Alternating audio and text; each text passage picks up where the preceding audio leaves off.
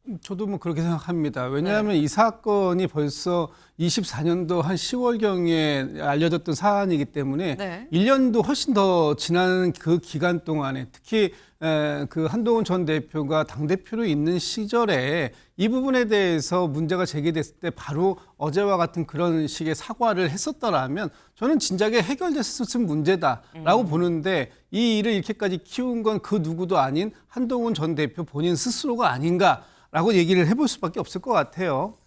그리고 어제 한동훈 전 대표가 뭐 많은 얘기를 하는데 지금 그 한동훈 전 대표가 하는 얘기들이 사실 맞는 부분들이 있어요. 국민의힘이 퇴행적으로 가고 있다라는 부분을 지적한 부분이 있는데 이 부분에 대해서 국민의힘에서 받아들일 자세가 안 되어 있는 것.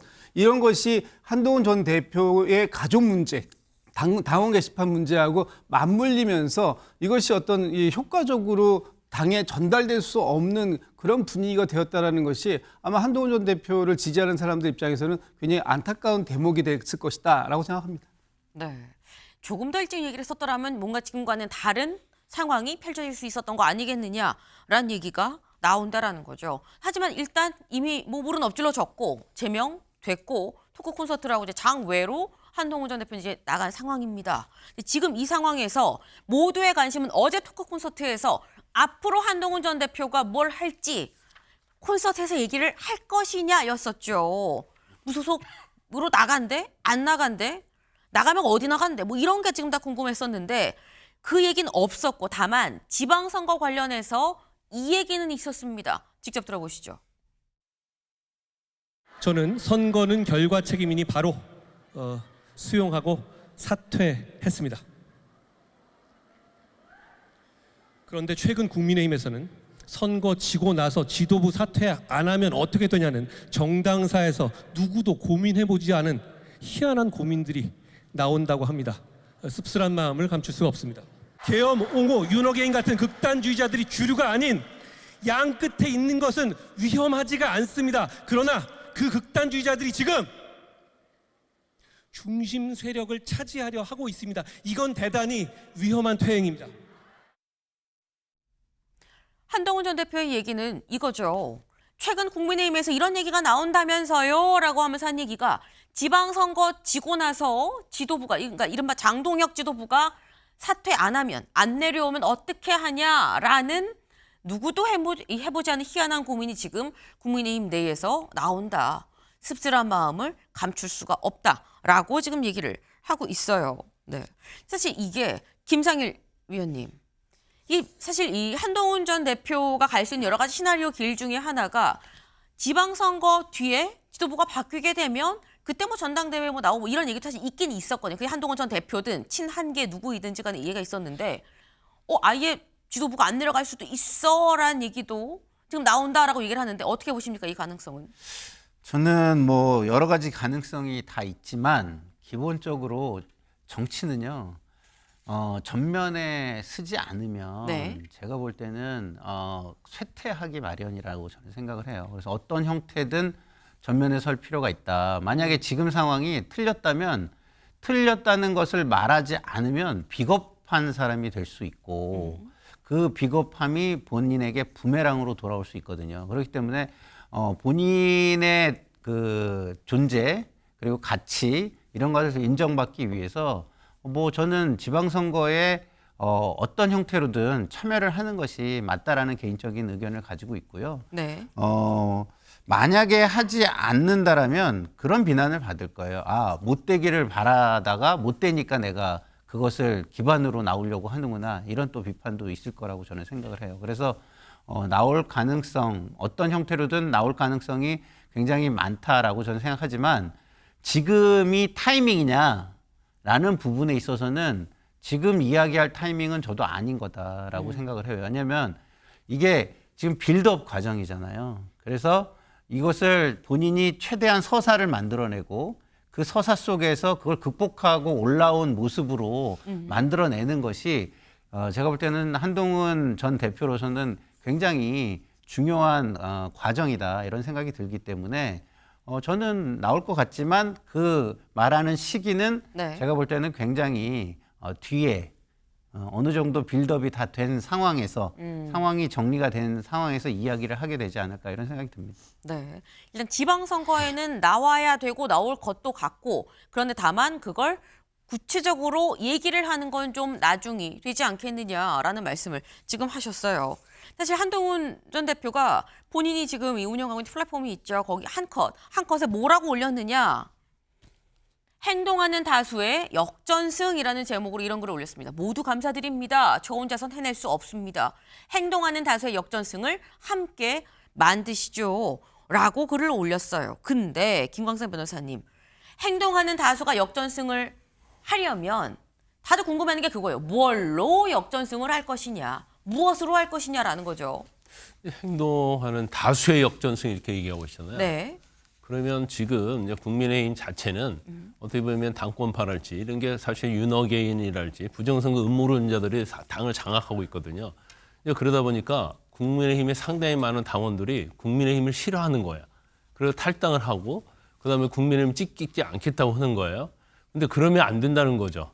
행동을 해야 한다는 거예요. 오히려 적극적으로 참여해서 국민의힘을 바꿔야 하는 거고 어제 그 토크 콘서트에서 얘기했잖아요.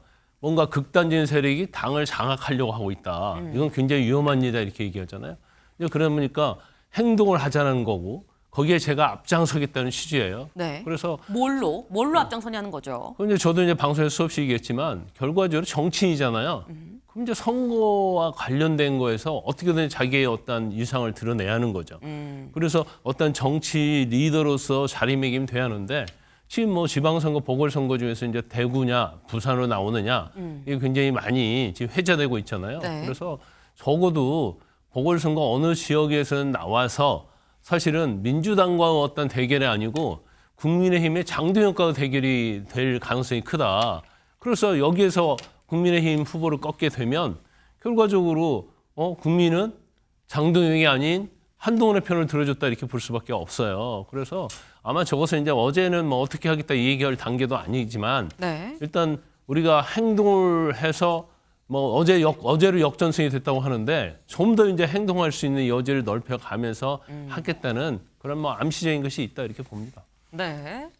이 어떤 형태가 됐든지 간에 일단 지방선거에서 나올 수밖에 없는 상황이 됐다. 그게 지역이 어디가 됐든지 뭐 지금 여러 얘기가 뭐 부산도 있고 뭐 아니면 뭐 서울 얘기도 있고 뭐 여기저기 지금 나오고 있는데 그거는 차차더라도 일단 앞장서겠다라고 본인이 얘기를 한 만큼 곧 역전승을 할 그 시기가 좀 다가오는 거 아니겠느냐라는 취지의 말씀을 지금 하셨어요.